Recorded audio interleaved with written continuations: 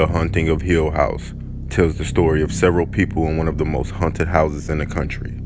The following families all experienced something that felt very much real to them. These are the real-life hauntings that inspired The Haunting of Hill House.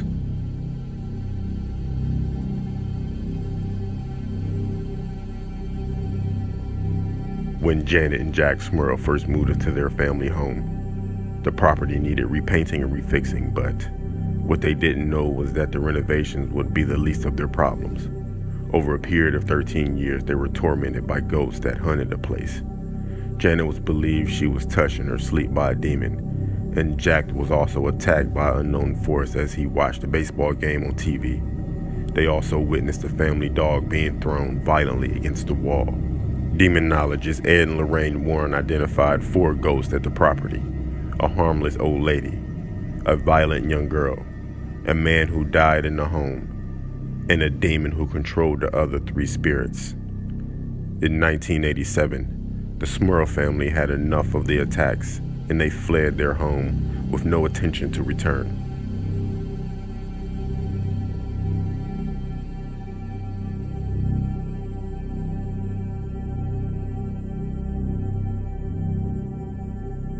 In 1970, the Parent family moved into a farmhouse in Rhode Island, built in 1736.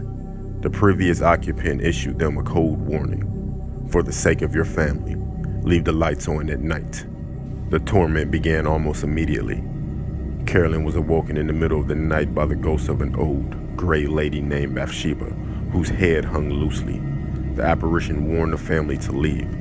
The children also bonded with the spirit of a little boy they affectionately named Manny, who watched them through the windows as they played outside. And then there were other spirits who tossed them out of their bed, pulled at their legs, and filled the house with the smell of rotting flesh many mornings at 5:15 a.m. To this day, the Parent family struggle to talk about what happened. Andrea Parent, now a grown woman, said, "Let's just say there was a very bad male spirit in the home with 5 little girls."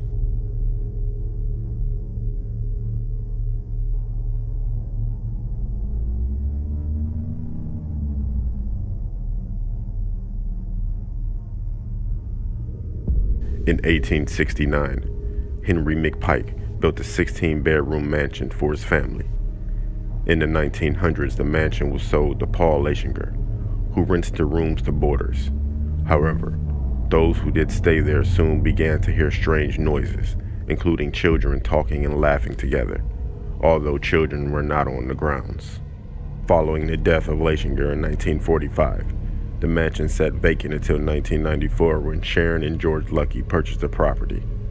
Sharon soon noticed that the ghost-like man would stare at her from the windows as she was gardening.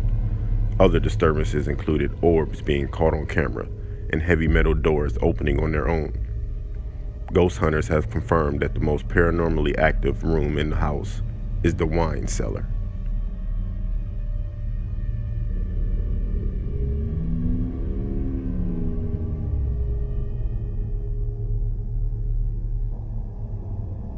In the mid-1800s, Lucy Chase Sprague lost her fortune and died penniless in the Sprague mansion. The property has stood with a dark cloud over it since then. In 1967, Robert and Viola Lynch moved into the 28-bedroom mansion that featured its very own creepy doll room. In the late 1960s, Bob Lynch Jr. and a few of his friends had their blankets thrown off of their beds. Using a makeshift Ouija board, they contacted a ghost that spelled out, "Tell my story." Another entity haunts the place, is a ghost by the name of Amasa Sprague, whose body was discovered and bludgeoned to death close to the house in 1843. Since the Lynch family moved away, paranormal experts have visited the mansion, captured the doll's eyes in the doll room moving on camera. The wine cellar is also a place of much paranormal activity, including orbs and unexplained lights.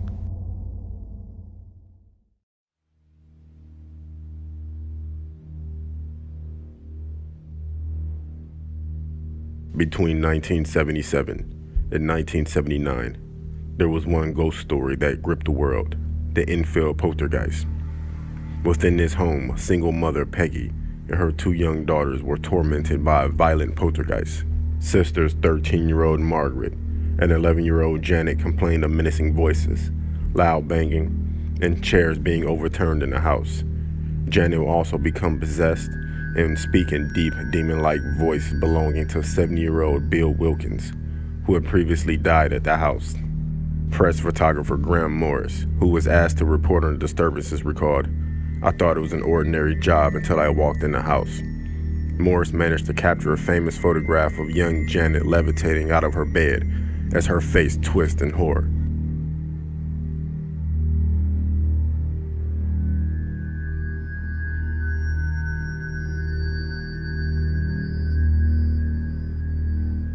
Built in 1868, the Lemp Mansion is a cave where the Lemp family brewed their own beer. In 1901, William Lemp was left devastated when his 4th son Frederick Lemp died of ill health. In 1904, William committed suicide by gunshot and William Jr. took over the family business. In 1920, Elsa Lemp Wright, the youngest Lemp child, shot herself after her divorce.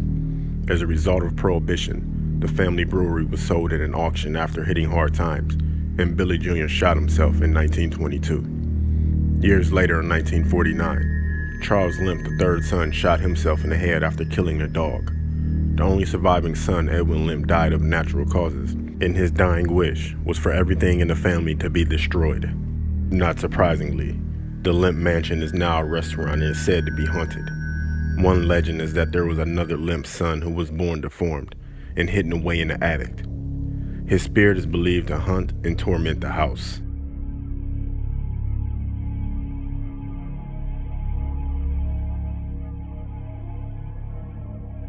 In 1986, the Snedeker family, Alan and Carmen, their 3 sons and daughter and 2 nieces, moved into a house in Southington, Connecticut.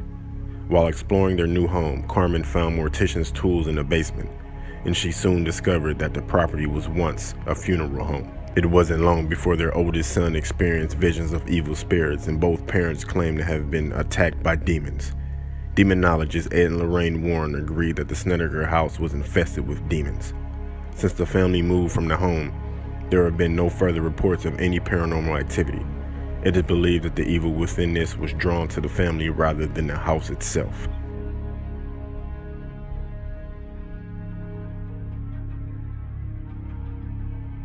Located at 525 South Winchester Boulevard in San Jose, California, is the Winchester House, which was first built in 1884.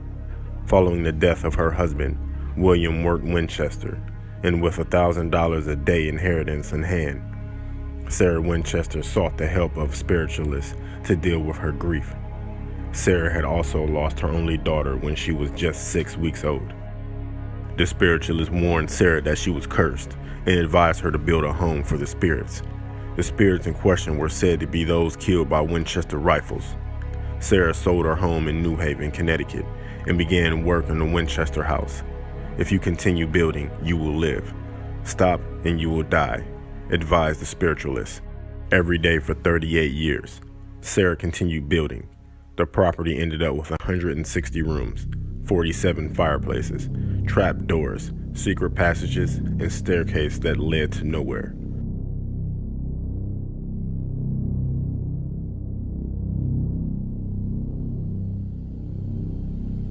On November 3, 1974, Ronald Butch DeFeo Jr. murdered his parents, 2 brothers, and 2 sisters with a .35 caliber rifle while they slept peacefully in their beds.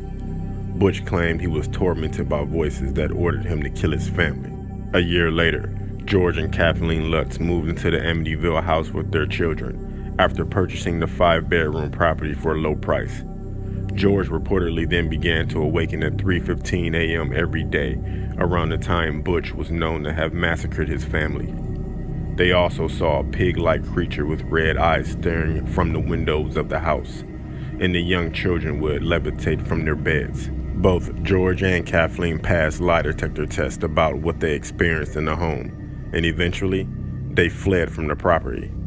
112 Ocean Drive is still known as one of the most haunted houses in America.